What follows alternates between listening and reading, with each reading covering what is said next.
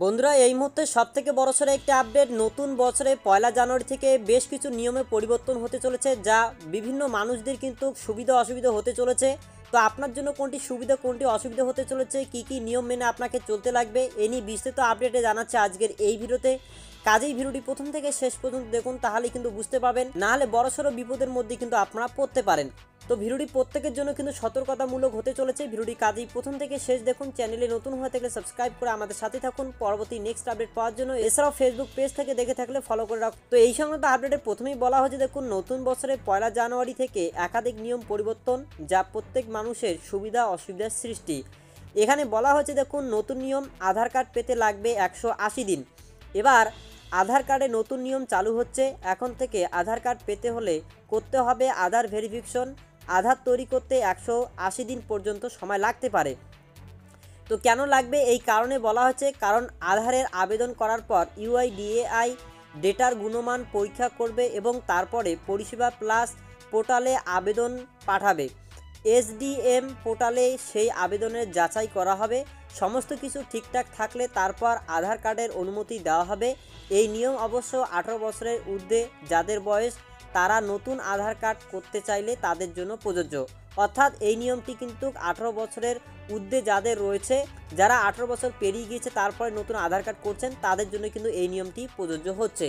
তো এরপরে বলা হচ্ছে, দেখুন, জন্মের প্রমাণপত্র আধার কার্ডে লেখা জন্ম তারিখ বৈধ নয়, নতুন নিয়ম চালু। অর্থাৎ এখন থেকে আধার কার্ড দিয়ে কিন্তু আর নিজের জন্ম তারিখ বলে বিবেচিত করতে পারবেন না, বা জন্ম তারিখ হিসেবে আপনি আধার কার্ড ব্যবহার করতে পারবেন না। কি কারণ এখানে বলা হয়েছে, দেখুন, জন্মের প্রমাণপত্র হিসাবে কি আপনি আধার কার্ড ব্যবহার করেন, তাহলে আপনার জন্য রয়েছে বড় খবর। জন্ম নথি হিসাবে এখন থেকে আর ব্যবহার করা যাবে না আধার। ইউআইডিএআই এর বড় পরিবর্তন করেছে নিয়মে। এখন থেকে আধারে লেখা জন্ম তারিখ আর কোথাও বৈধ নয়। ইউআইডিএআই চালু নয়া এই পরিবর্তন আনলো, যা 1 ডিসেম্বর থেকে এই নিয়ম কার্যকর করা হয়েছে। বিষয়টি নিয়ে একটি নির্দেশিকা দিয়েছে unique identification authority of India মানে ইউআইডিএআই। আধারে উল্লিখিত জন্ম তারিখ, মাস ও বছর পরিবর্তন করে অনেকেই জালিয়াতি করেছে। জালিয়াতি রুখতে ইউআইডিএআই তাই আনলো নতুন নিয়ম। তবে আপনি চাইলে আধারের পরিবর্তে জন্ম সার্টিফিকেট অথবা স্কুল সার্টিফিকেট ব্যবহার করতে পারেন। এরপরেই বলা হচ্ছে, দেখুন, সরকারের নতুন নিয়ম, ইনস্টাগ্রাম ও ফেসবুকে ডিলিট হচ্ছে অ্যাকাউন্ট, আপনারটা সুরক্ষিত তো? অর্থাৎ যদি আপনি ইনস্টাগ্রাম, ফেসবুক সহ আরও বিভিন্ন সোশ্যাল মিডিয়া ইউজ করে থাকেন, তাহলে এখান থেকে আপনার আপডেটটি শুরু হচ্ছে। এখানে বলা হয়েছে, দেখুন, এখন পর্যন্ত প্রকাশিত তথ্য যদি বিশ্বাস করা হয়, তাহলে সেই সমস্ত ব্যবহারকারীদের বিরুদ্ধে এই ব্যবস্থা নেওয়া হতে পারে যারা গত 3 বছর ধরে সোশ্যাল মিডিয়া এবং ইন্টারনেট প্ল্যাটফর্ম থেকে দূরে রয়েছেন। এই প্রস্তাবটি ডিজিটাল পার্সোনাল ডেটা প্রোটেকশন মানে ডিপিডিপি আইনের অংশ, যা এই বছরের আগস্টে আইনে পরিণত হয়েছে। এটি ব্যবহারকারীদের মধ্যে একটি আলোচনার বিষয় হয়ে উঠেছে এবং এটির বিষয়ে অবিলম্বে ব্যবস্থা নেওয়ার পরিকল্পনা করা হচ্ছে। সোশ্যাল মিডিয়া সংক্রান্ত এই নিয়মটি e commerce company, online market place, gaming company এবং সমস্ত সোশ্যাল মিডিয়া কোম্পানিতেও প্রযোজ্য হতে পারে। এর মাধ্যমে ভারতের ব্যবহারকারীর সংখ্যার তথ্য জানা যাবে। ভারত সরকারের এক আধিকারিক জানিয়েছেন, সরকার সোশ্যাল মিডিয়া সংস্থাগুলির কাছ থেকে প্রক্রিয়া পেয়েছে। যদি আইন প্রয়োগকারী সংস্থা এই তথ্য সংগ্রহ করতে চায়, তারা 3 বছর ধরে চালানো হচ্ছে না এমন অ্যাকাউন্ট বন্ধ করতে পারে। এছাড়াও ব্যক্তিগত তথ্য পাওয়ার জন্য অনুমতি নেওয়ার ধারণাটিও বাতিল করা উচিত। এরপরে বলা আছে, দেখুন, বন্ধ হয়ে যেতে পারে ইউপিআই পেমেন্ট থেকে সিম কার্ড। জানুয়ারি থেকে বদলে যাচ্ছে এই 5টি নিয়ম। কি এখানেও আপনারা বিশেষ ধ্যান দেবেন। আপনি যদি মোবাইল ব্যবহার করেন, তাহলে আপনার জন্য গুরুত্বপূর্ণ খবর রয়েছে, কারণ 1 জানুয়ারি 2024 থেকে 5টি বড় পরিবর্তন ঘটছে, যা সরাসরি মোবাইল ব্যবহারকারীদের প্রভাবিত করবে। এমত অবস্থায় 31 ডিসেম্বরের আগে সব কাজ শেষ করতে হবে, অন্যথায় আপনি মোবাইল ফোনের মাধ্যমে ইউপিআই পেমেন্ট করতে পারবেন না। এছাড়াও সিম কার্ড ব্লক হয়ে যেতে পারে, ইউপিআই পেমেন্ট করতে পারবেন না। এখানে বলা আছে, দেখুন, আপনি যদি 1 বছর বা তার বেশি সময় ধরে ইউপিআই আইডি ব্যবহার না করে থাকেন, তাহলে 31 ডিসেম্বর 2023-এর পর আপনার ইউপিআই আইডি নিষ্ক্রিয় হয়ে যাবে। এর মানে হলো 1 জানুয়ারি 2024 থেকে আপনি গুগল পে, ফোনপে এবং পেটিএমের মতো ইউপিআই পেমেন্ট ব্যবহার করতে পারবেন না। এটি এড়াতে 31 ডিসেম্বর পর্যন্ত ইউপিআই আইডি চালু করতে হবে। সিম কার্ডের নতুন নিয়ম, নতুন বছর থেকে ইউপিআই সিম কার্ড পাওয়া কঠিন হয়ে পড়বে, কারণ সরকার নতুন নিয়ম প্রয়োগ করছে, যার কারণে নতুন সিম নেওয়ার সময় বায়োমেট্রিক বিবরণ দিতে হবে। এই বিল রাজ্যসভা ও লোকসভা পাস হয়েছে, এরপর বিলটি আইনে পরিণত হবে। এরপরেই বলা হচ্ছে দেখুন, এই জিমেল অ্যাকাউন্টগুলো বন্ধ হয়ে যাবে। 1 বা 2 বছর ধরে ব্যবহার করা হয়নি এমন জিমেল অ্যাকাউন্ট গুগল এই ধরনের সব জিমেল অ্যাকাউন্ট বন্ধ করে দেবে। নতুন নিয়মটি ব্যক্তিগত জিমেল অ্যাকাউন্টের ক্ষেত্রে প্রযোজ্য হবে, যেখানে স্কুল এবং ব্যবসায়ী অ্যাকাউন্টের ক্ষেত্রে নতুন নিয়ম প্রযোজ্য হবে না। এমত অবস্থায় আপনি যদি পুরনো জিমেল ব্যবহার করে থাকেন বা ব্যবহার না করে থাকেন, তাহলে অতি সত্ত্বই আপনারা কিন্তু সচল করে রাখতে পারেন। এরপরেই বলা হয়েছে লকার। ভারতীয় রিজার্ভ ব্যাঙ্ক 31 ডিসেম্বর 2023-এর মধ্যে লকার চুক্তির পুনর্নবীকরণ সম্পূর্ণ করার নির্দেশ দিয়েছে। নতুন লকার নিয়মটি নতুন বছর থেকে কার্যকর হবে। এমন পরিস্থিতিতে 31 ডিসেম্বর 2023 তারিখের মধ্যে অনুমোদন দিতে হবে, অন্যথায় আপনি লকার ব্যবহার করতে পারবেন না। এরপরেই বলা হয়েছে মনোনীত আপডেট। এখানে বলা হচ্ছে ডিমান্ড অ্যাকাউন্ট হোল্ডারকে 31 ডিসেম্বর 2023 তারিখের মধ্যে নমিনি তথ্য আপডেট করতে হবে। এর আগে এর সময়সীমা ছিল 30 সেপ্টেম্বর, যা 3 মাস বাড়িয়ে 31 ডিসেম্বর 2023 তারিখ পর্যন্ত করা হয়েছে। এরপরেই বলা হয়েছে দেখুন, ব্যাংক ও আর্থিক সংস্থাগুলোকে নয়া নির্দেশ। ন্যাশনাল পেমেন্ট কর্পোরেশন ছাড়াও পেটিএম, ফোনপে এবং গুগল পের মতো পেমেন্ট সুবিধা দেওয়া সমস্ত ব্যাংক এবং অ্যাপ সংস্থাগুলোকে নয়া নির্দেশ দেওয়া হয়েছে। যেসব গ্রাহকরা দীর্ঘদিন ধরে ইউপিআই অ্যাকাউন্ট ব্যবহার করছেন, তাদের অ্যাকাউন্ট নিষ্ক্রিয় করার পদক্ষেপ নেওয়া হয়েছে। এক্ষেত্রে শেষ তারিখ রয়েছে 31 ডিসেম্বর। এই ধরনের গ্রাহকদের আবার কেওয়াইসি করতে হবে। এই কেওয়াইসি করার ক্ষেত্রে অ্যাকাউন্ট নম্বর এবং মোবাইল নম্বর যাচাই করা হবে। 31 ডিসেম্বর 2023-এর মধ্যে আবার ভেরিফিকেশন না করা হলে নতুন বছরের শুরু থেকেই গ্রাহকরা ইউপিআই ব্যবহার করতে পারবেন না। রিপোর্টে দাবি করা হয়েছে, সম্প্রতি অনলাইনে জালিয়াতির ঘটনা রুখতে অর্থ মন্ত্রকের তরফে উচ্চ পর্যায়ের বৈঠক করা হয়।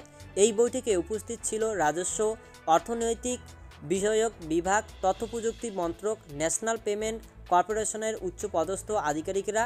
বৈঠকে বিভিন্ন পদক্ষেপ নিয়ে বিস্তারিত আলোচনা হয়। একাধিক প্রস্তাবও দেওয়া হয় কেন্দ্রকে। এর মধ্যে একটি বা দুটি প্রস্তাব শীঘ্রই ইউপিআই পেমেন্টের ক্ষেত্রে লাগু করতে পারে মোদী সরকার। একটি প্রস্তাবে বলা হয়েছে, নতুন ইউপিআই ব্যবহারকারীদের ক্ষেত্রে বড় অঙ্কের টাকা পেমেন্টের আগে অ্যালার্ট মেসেজ পাঠাবে ইউপিআই। সেখানে অনুমোদিত দিলে তবেই হবে পেমেন্ট।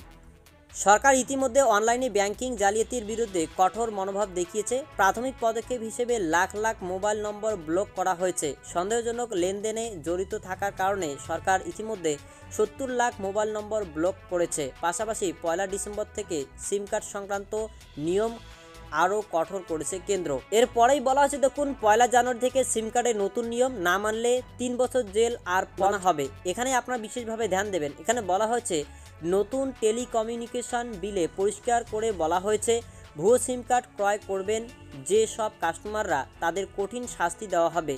বিলে বলা হয়েছে, নিয়ম না মানলে 3 বছর পর্যন্ত জেল এবং 50 লক্ষ টাকা পর্যন্ত জরিমানা হতে পারে। নতুন বছরের প্রথম দিন থেকে এদেশের একাধিক নিয়ম বদলে যাচ্ছে। তার মধ্যে অন্যতম হলো সিম কার্ড ক্রয় ও বিক্রয় সংক্রান্ত নিয়মটি। বিগত কয়েক বছরে দেশে স্প্যাম ও স্ক্যাম কল থেকে অনলাইনে আর্থিক জালিয়াতির কাণ্ড এতটাই বেড়ে গিয়েছে যে তার বিরুদ্ধে মোকাবিলা করার জন্য সরকারের তরফে কঠোর সিদ্ধান্ত নেওয়া হয়েছে।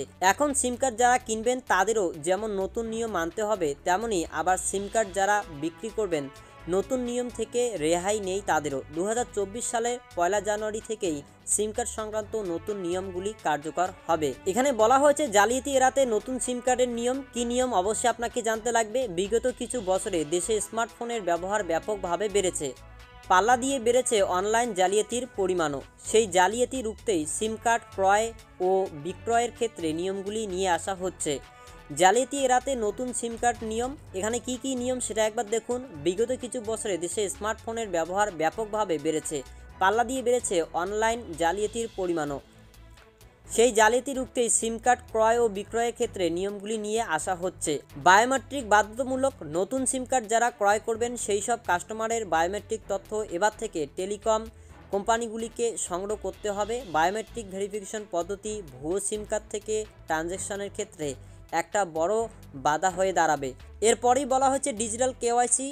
আবার 1 জানুয়ারি 2024 থেকে যে কোনো সিম কার্ডের জন্য ডিজিটাল কেওয়াইসি প্রক্রিয়াটিও বাধ্যতামূলক করা হয়েছে।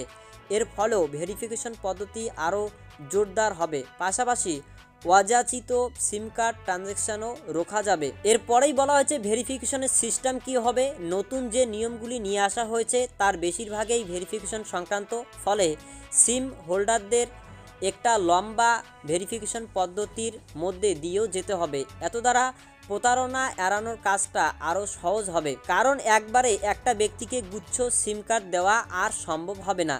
এরপরেই বলা হয়েছে রেজিস্ট্রেশন বাধ্যতামূলক। Telecom point of sale agent এবং সিম ডিস্ট্রিবিউটরদের জন্য রেজিস্ট্রেশন প্রক্রিয়াটি বাধ্যতামূলক করা হয়েছে। এই নিয়ম না মানলে নতুন টেলিকম আইনের আওতায় মোটা টাকা জরিমানা করা হতে পারে।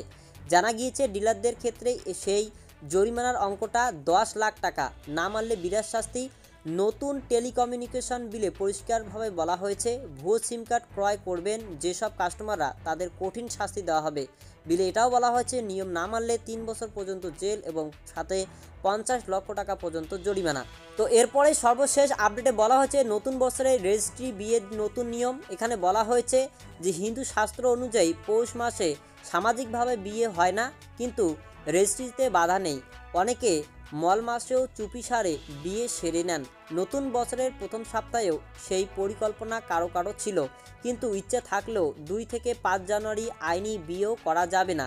বাংলার তারিখ অনুযায়ী 16 থেকে 9 পৌষ। যারা মাঘ বা ফাল্গুন মাসে বিয়ে করবেন ভেবেছেন তারাও ওই সময় নোটিশ জমা করতে পারবেন না। Registrar general of marriage office থেকে শুক্রবার রেজিস্ট্রারদের মেল করে জানানো হয়েছে প্রশাসনিক কাজ ও রক্ষণাবেক্ষণের জন্য ওই সময় ম্যারেজ পোর্টাল বন্ধ থাকবে। অনেকে আবার নতুন বছর স্মরণীয় করে রাখতে 2 থেকে 5 জানুয়ারিও রেজিস্ট্রি করার সিদ্ধান্ত নিয়েছিলেন। তাদের সেই ইচ্ছা পূরণ হবে না। প্রশাসন সূত্রে জানা গিয়েছে সার্ভার সমস্যার জন্য রেজিস্ট্রারদের নাজেহাল হতে হয়েছিল। এছাড়া ফিঙ্গারপ্রিন্ট নিয়েও সমস্যা রয়েছে। রেজিস্ট্রি করার জন্য দুবার আঙুলের ছাপ দিতে হয়। প্রথমবার দেওয়ার পর সার্টিফিকেট দেওয়ার সময় অনেকের ফিঙ্গারপ্রিন্ট মিলছে না, তাদের বিয়ের প্রমাণ দিতে কলকাতায় ছুটতে হচ্ছে। সেই সমস্ত সমস্যা সমাধানের জন্যই ওই সময়ে আইনি বিয়ে বন্ধ রাখা হয়েছে। ম্যারেজ রেজিস্ট্রার অসীম পণ্ডিত বলেন, সম্প্রতি রেজিস্ট্রি করার জন্য বেশ কিছু নতুন নিয়ম চালু হয়েছে। পোর্টাল ঠিকমতো কাজ না করায় পাত্র পাত্রী থেকে ম্যারেজ রেজিস্ট্রার সকলকেই সমস্যায় পড়তে হচ্ছে। আশা করি সেই সমস্যা মিটবে। তো এই মুহূর্তে আমি বেশ কয়েকটি নতুন নিয়ম যেটা লাগু হতে চলেছে আগামী 1 জানুয়ারি 2024 থেকে, সেই সমস্ত বিষয়গুলি আপনাদেরকে জানিয়ে দিলাম। এটা হতে পারে অনেকের সুবিধা অনেকের অসুবিধা। আশা করছি আপনারা ভিডিওটি বুঝতে পেরেছেন। এই কয়েকটি নিয়মের মধ্যে আপনার কোনটা সুবিধা হচ্ছে কোনটা অসুবিধা হচ্ছে কমেন্ট করে আপনারা জানাতে পারেন। এছাড়াও বেশ কিছু নিয়ম আপনার অবশ্যই মানতে লাগবে, না হলে কিন্তু আপনাদের জন্য জরিমানা হতে পারে, সেটা অবশ্যই আপনারা জানছেন। আশা করছি ভিডিওটি প্রথম থেকে শেষ দেখছেন। ভিডিও ভালো লাগলে লাইক করুন, চ্যানেলে নতুন হতে গেলে সাবস্ক্রাইব করুন, ফেসবুক পেজ থেকে দেখে থাকলে ফলো করে রাখুন পরবর্তী এই ধরনের লেটেস্ট আপডেটগুলি পাওয়ার জন্য।